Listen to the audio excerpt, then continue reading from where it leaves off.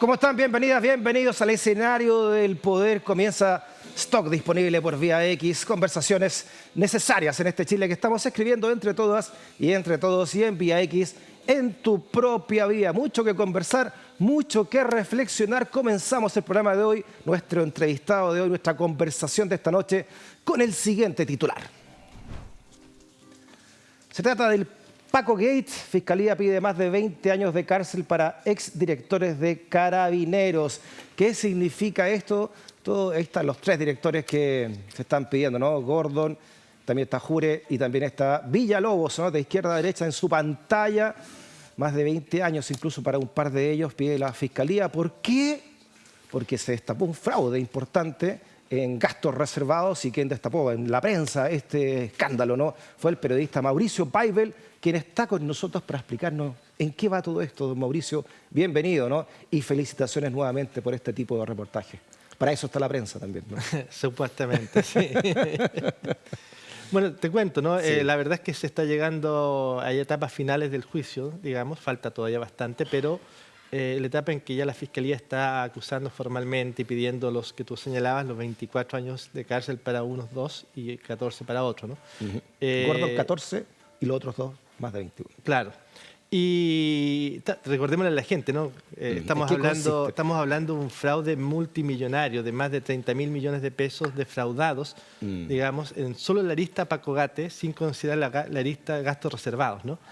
Estamos hablando probablemente del mayor desfalco en la historia pública chilena conocido, y de un desfalco además que duró desde el año 2004 hasta el año 2016, 2017, o sea, fueron 13 años de robo. Sí, comienza con el ya fallecido general Bernales. Con el general Bernales y bueno, en lo que se llamó la mafia de la intendencia, ¿no? ¿Por qué no explicamos cómo nace, ¿no? este caso, Mauricio, y también cómo lo descubres tú y lo terminas publicando? Bueno, la historia nace de una forma bastante increíble, ¿no? Un poco de película. Lo que sucedía es que hasta el año 2004 en Carabineros, cuando se querían pagar los sueldos, se calculaba y se hacía todo manualmente. Ya. Entonces deciden hacer un software, ¿no? La gente de intendencia, que es la gente de finanzas en Carabineros. Y esa gente complotan y hacen un software que ese software tenía un error. Ya. Entonces permitía que un tipo de bono no quedara registrado en la planilla de pago. Un error entre comillas. Un error entre comillas, ¿no? Entonces parten, digamos, con unos pequeños desfalquitos, por así decirlo, de $1 millón de pesos. O sea, se agregaban al sueldo $1 millón de pesos más. Ya. ¿Ya? Así fueron probando el software, digamos, de Claro, alguna manera, ¿no? pero llegaron a tener depósitos, cuando esto es descubierto, de excedentes, por así llamarlo, bonos, ¿no? En el sueldo de 40 millones mensuales, ¿no?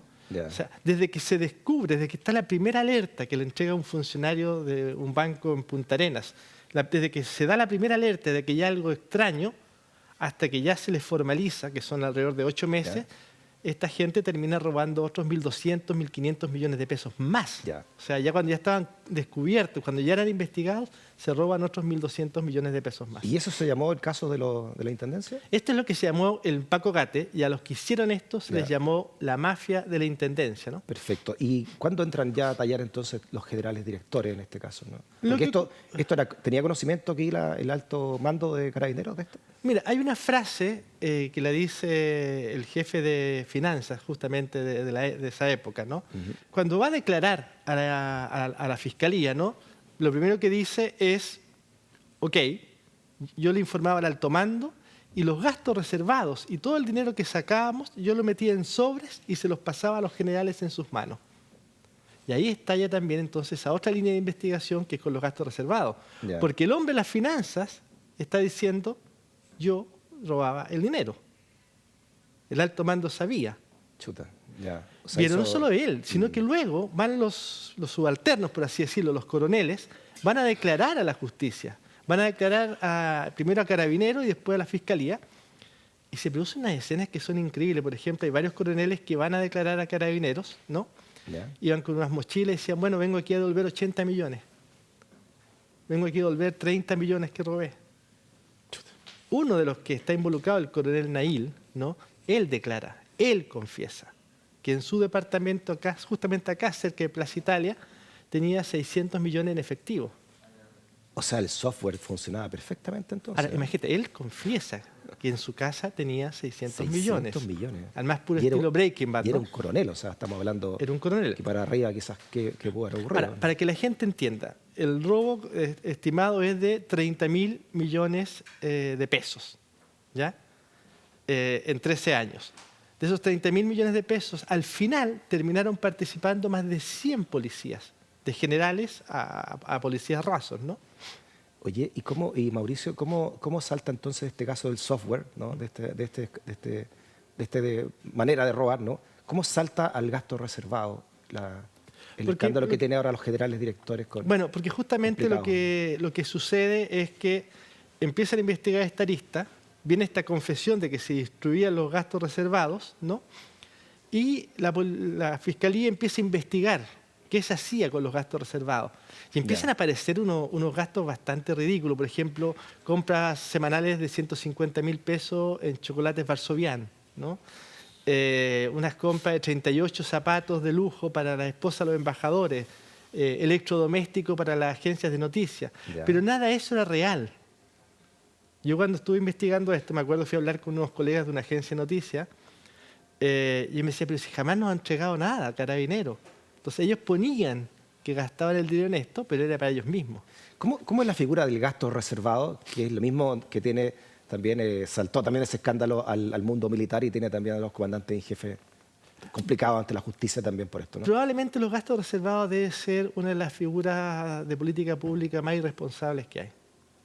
Básicamente, para que la gente lo entienda, le entregan a un funcionario público, en este caso general, un director general, o en el caso del ejército, un comandante en jefe, le entregan entre 2.000 y 2.500 millones de pesos anuales y que se los puede gastar sin ningún tipo de justificación. No tiene que presentar una boleta, no tiene que hacer nada. De hecho, legalmente tienen que entregar un papel que dice me lo gasté bien. Ya. Ahora, se imagina usted a cualquier funcionario público, olvídese que es un militar o un policía, a cualquier funcionario público que tú le pases 2.500 millones y le digas no lo justifique, Exacto. no compruebe que lo hizo bien, es una muy mala política. En el caso del ejército son 2.500 millones. Bueno, la de última vez que lo revisé, anuales, no sé hoy día, más pero la menos, última digamos. vez eran 2.500 millones, quizás hasta subió, no lo sé. O sea, en 4 años que dura una comandancia, 10.000 son millones de 10.000 pesos. millones de pesos que pudiste gastar a tu antojo por ser solamente comandante en jefe de la institución. Claro, recordemos que cuando partió la investigación ya a estos comandantes en jefe de Carabineros, ¿no? Y sobre todo a los del ejército específicamente, Ajá. se les imputaron malversaciones de gastos reservados por más de 4.000 millones de pesos, cada uno. Chuta. Ya. Y este símil entonces en Carabineros, ¿cómo se actuaba ahí en Carabineros, ¿no? ¿Y qué señala finalmente la Fiscalía para pedir hasta 24 años de cárcel para Botella? Bueno, había dos formas de operar que eran las clásicas, y las dos muy de Breaking Bad, ¿no? Por eso deja contarte cómo era físicamente, porque muestra lo escandaloso de esto, ¿no? La primera era, por así decirlo, el Paco Gate tradicional, ¿no? Que es que se ponían montos gigantescos de dinero en el sueldo a través de un software que no dejaba rastro, ¿no? Entonces, ¿qué es lo que hacían? Después iban y por caja ya retiraban esos 40 o 30 millones de pesos extra todos los meses, ¿ya? En el caso de Santiago, para que la gente lo entienda, ¿cómo lo hacían? Iban al Banco Estado, el que está al lado del Palacio Presidencial de la Moneda, sacaban el dinero, estos 30, 40 millones. Todo muy republicano, ¿no? Todo muy En el republicano. barrio cívico ahí. Y según la confesión de ellos, ¿ya? Se iban a los estacionamientos del Palacio Presidencial, el lugar más seguro de Chile, ¿no? Para ir a repartirse el dinero. Impresionante. Entonces, debajo de la oficina del presidente de la República se produjeron los fraudes más grandes de la historia. Impresionante. Y lo otro era con gastos reservados, que era el mecanismo de que, en el fondo, sacaban los gastos reservados de la cuenta y se distribuían el dinero en sobres, ¿no? Sin más justificación. Estamos hablando acá de la que caen las cabecillas de esta red, que son precisamente los generales directores, pero ya hay muchos, me imagino, carabineros que están, como tú dices, detenidos ya por estas redes que se formaron hacia abajo, ¿no? Claro, no conozco el detalle en todo. Recordemos que en total eran más de 100 los involucrados, ¿no? Pero muchos estuvieron detenidos en comisarías, ¿no? Y ahora, bueno, viene la parte relevante, ¿no? Yo creo que el gran desafío de la justicia y del país hoy es ver si somos o no somos capaces de estos casos gigantescos de corrupción de hacer justicia. Mm, El dinero que esta gente se gastó no se va a recuperar, pero al menos que paguen con cárcel los Exacto. crímenes que cometieron. y que se ve que su constancia, ¿no? Porque imagínate la impunidad, si queda esto en impunidad, que el ejemplo que deja, ¿no? Veamos caso a caso, por ejemplo, cuánto habría sido lo defraudado según la Fiscalía. Veamos, empecemos con Eduardo Gordon, de manera cronológica.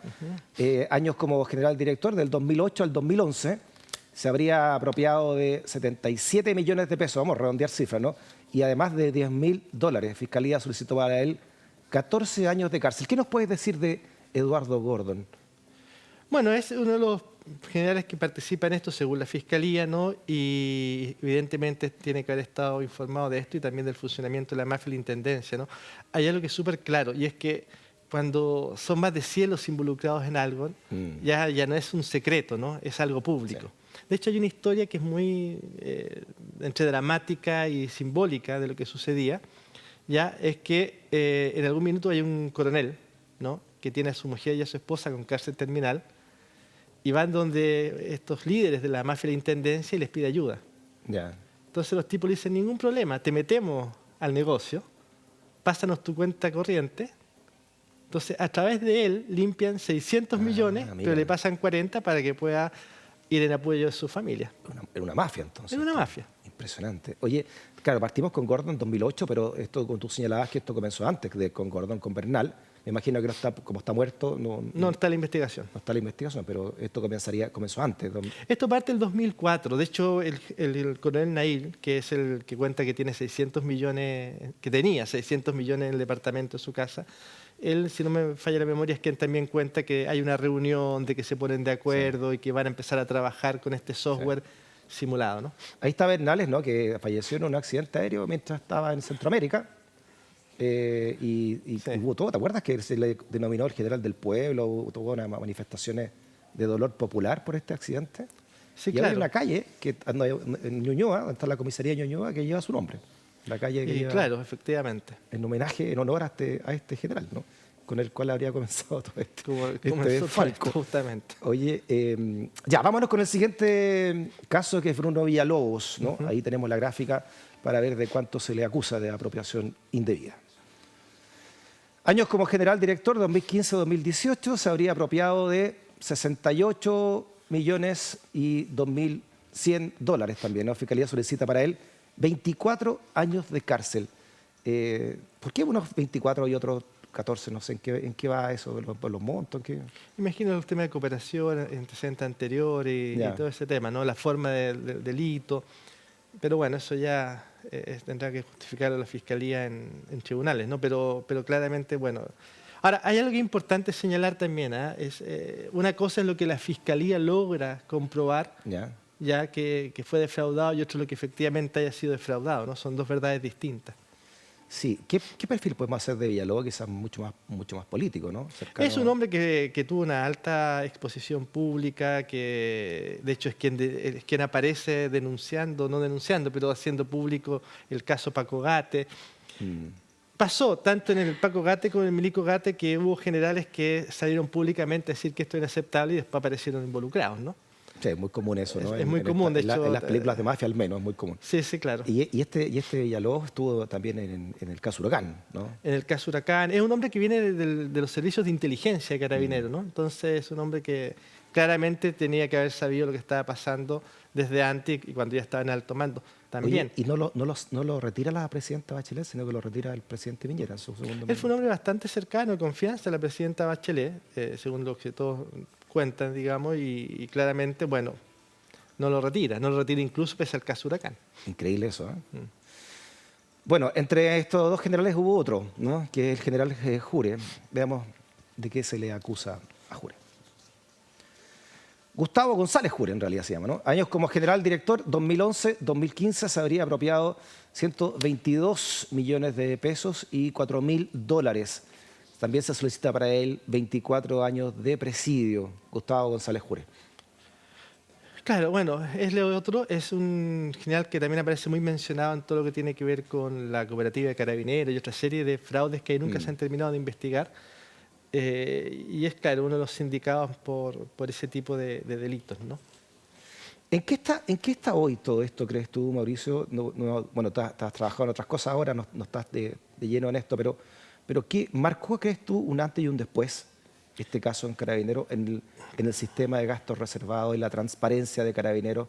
Se habló también, sobre todo después de lo que pasó con Derechos Humanos, de revitalizar la institución, de rehacer, de repensarla, en fin, ¿no?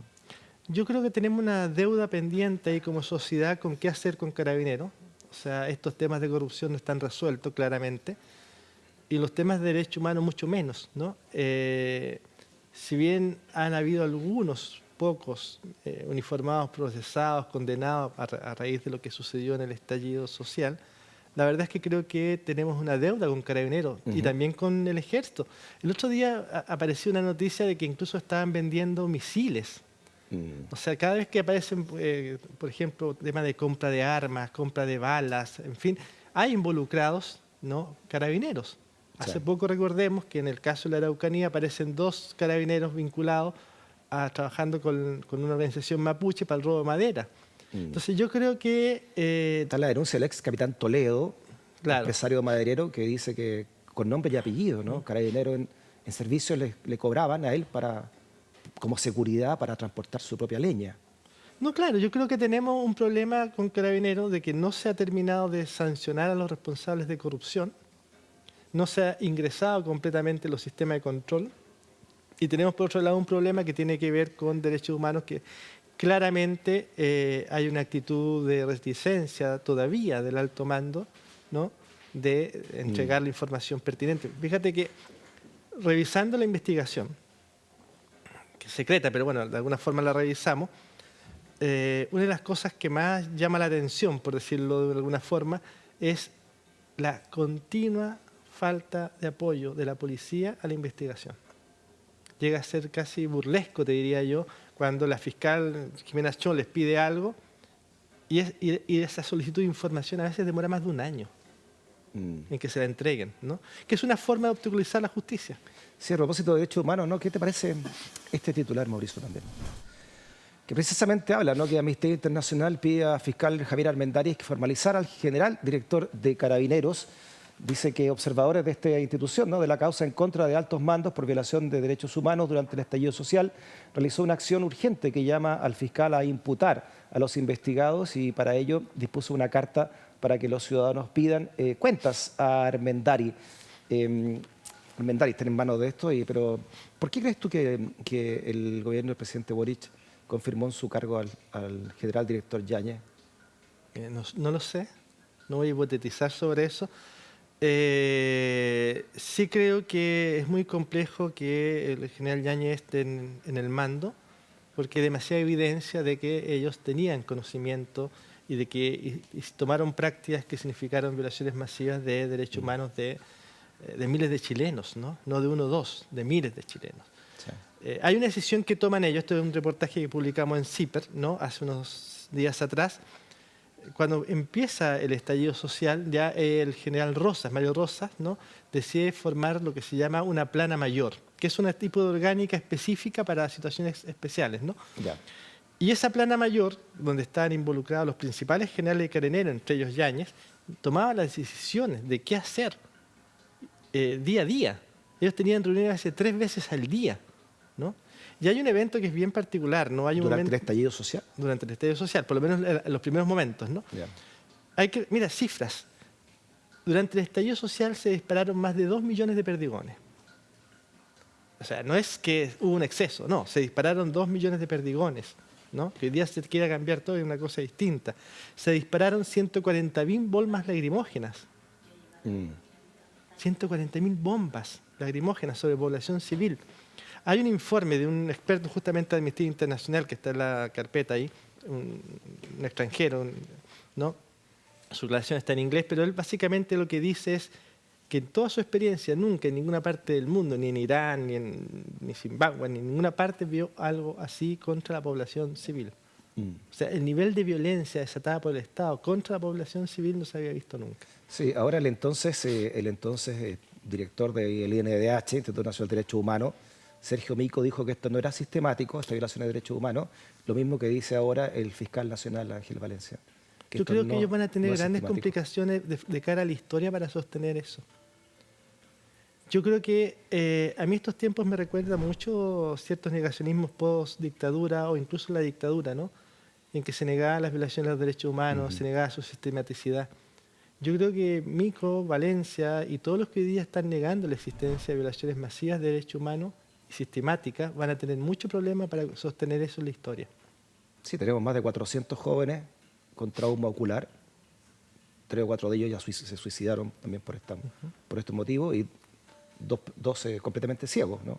La senadora Fabiola Campillay y Gustavo Gatica. Claro, o sea, tenemos mira, fue un ataque brutal. Si cuando Entre uno otros, piensa digamos, en las entre cifras, muertos también y abusados, ¿no? fíjate que las cifras, o sea, estamos hablando de 2 millones de perdigones disparados en 3 meses sobre población civil. 140.000 bombas lacrimógenas. Las cifras son de Carabineros.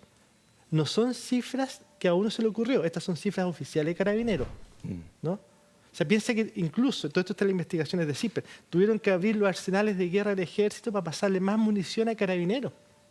Entonces está ahí escrito, el día 23 de octubre del 2018, ya Rosas le pide al ministro Chadwick que por favor abra los arsenales de Carabineros porque se le están acabando los disparos. Sí, y también casos de carabineros infiltrados, ¿no? CIPRE sacó este carabinero infiltrado en la población en La Hormida, que llamaba a atacar, este mismo carabinero llamaba a la gente a atacar la comisaría de que está en La Hormida. Sí, bueno, yo creo que efectivamente hay varias cosas que resolver con Carabineros, ¿no? Pero a mí lo que más me preocupa ¿ya? Es que desde el alto mando se sigue negando información a la Fiscalía. Se sigue actuando, digamos, es muy complejo que la institución que tiene que ser colaboradora de la justicia niegue la información, ¿no? Y creo que es muy complejo la actitud de Armendáriz, ¿no? Que de no apurar esto, ¿no? De no resolver esto. Yo creo que es importante. Yo creo que es muy importante. Mauricio, cuando se destapa el caso de este fraude en Carabineros, del Paco Gate, ¿qué pasa con la figura del entonces Contralor General de la República, Ramiro Mendoza, que según varias publicaciones de prensa, ¿no? Las cuales es la tuya, él tenía conocimiento de él, por lo menos del año 2010, y no siguió adelante con las averiguaciones, no colaboró como Contralor en esta averiguación? Bueno, yo creo que hay dos cosas, ¿no? Creo que el marco legal, digamos, complicaba mucho investigar esto, por una parte. Y lo otro, imagino que deben haber habido ciertas presiones, pero yo más de eso, aunque tengo ciertas versiones en off, no las puedo comentar, digamos. Pero básicamente yo lo que creo es que no solo fue Ramiro Mendoza, ¿no? Fue todo el sistema político.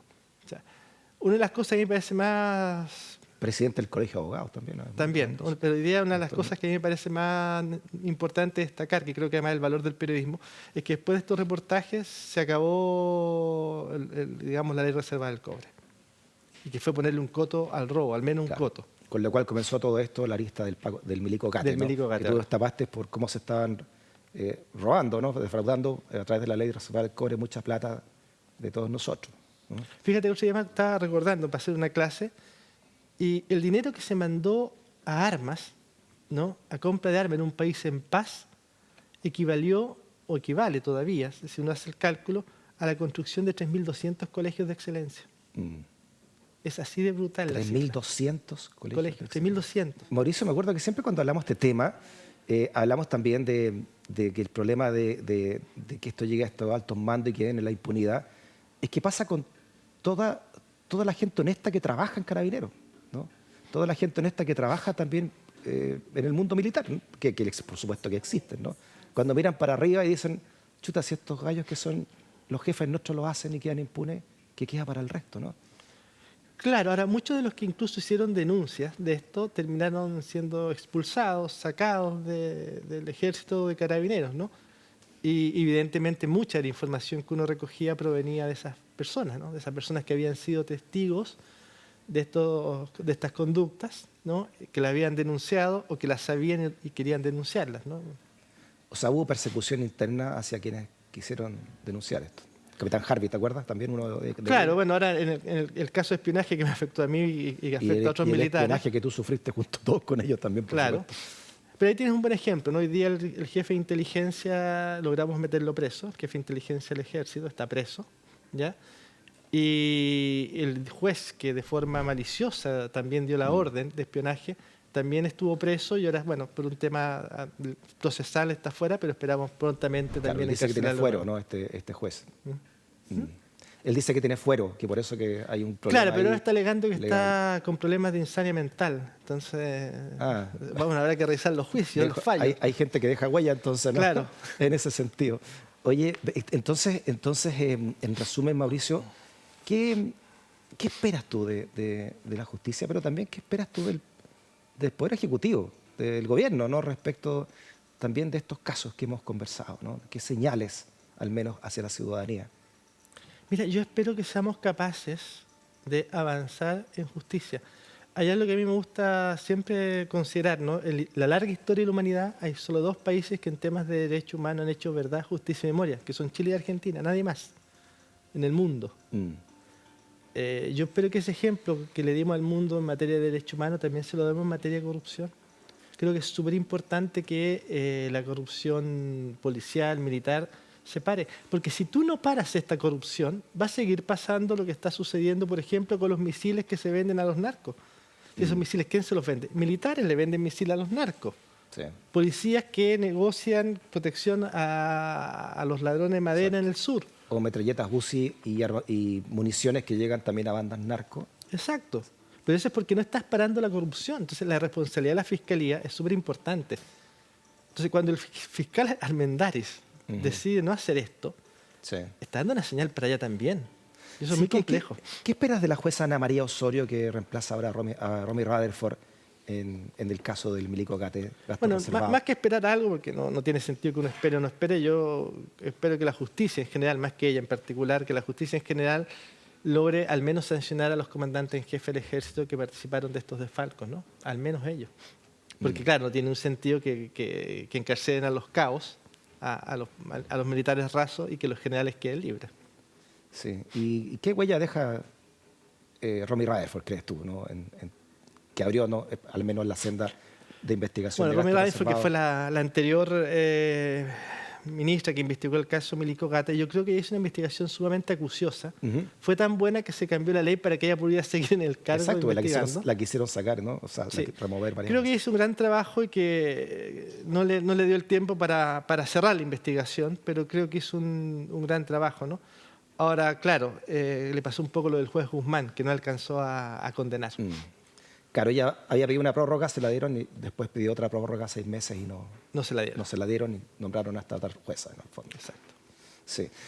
¿Tienes esperanza entonces tú, Mauricio, que la Fiscalía, o sea, con todo lo que está actuando la Fiscalía, realmente se llegue a una pena acorde también, como tú dices muy bien, con la historia respecto de estos casos?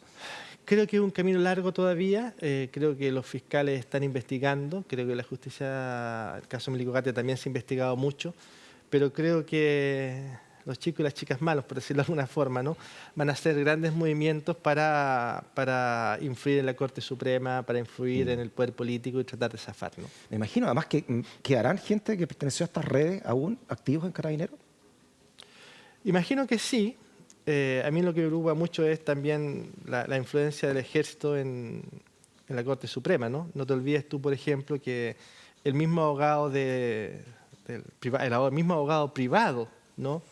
Del general del ejército que hizo la operación de espionaje en mi contra, hoy día es miembro de la Corte Suprema. Sí, ¿ah? Sí, pues. El abogado Matus, ¿no? Perfecto. Jean-Pierre Matus, que era el abogado privado del general Nasal, ¿no? En el caso de espionaje, hoy día es miembro de la Corte Suprema. Nombrado. A mí eso me parece gravísimo. Y fue nombrado hace un par de años. Se fue nombrado hace poco y a mí me parece muy poco, grave. ¿no? Creo que una pésima señal de la Corte Suprema de la Corte Suprema el poder político respecto a la corrupción militar y respecto justamente a estos temas de derechos humanos. Sí. Por último, Mauricio, se habla, claro, se ha descubierto, ¿no? Este Milico Gate y este Paco Gate de gastos reservados. ¿Qué estaría pasando en la FACH o en la Armada? Ellos también tienen gastos reservados, ¿no? ¿No se sabe nada al respecto? ¿No se investiga No, nada nunca al se ha respecto? investigado y para uno como periodista es muy difícil investigarlo porque en el fondo los gastos reservados, como te cuento, ¿no? O sea, tienen que entregar un papel que dice me lo gasté bien, ¿no? Entonces, Claro. En el ejército se descubrió casi de casualidad, ¿no? Un poco te contaba yo fuera de cámara, ¿no? Que un día llegó Una denuncia anónima. una denuncia anónima que explicaba paso a paso a quién había que preguntarle para encontrar todo. Pero eso es una excepción.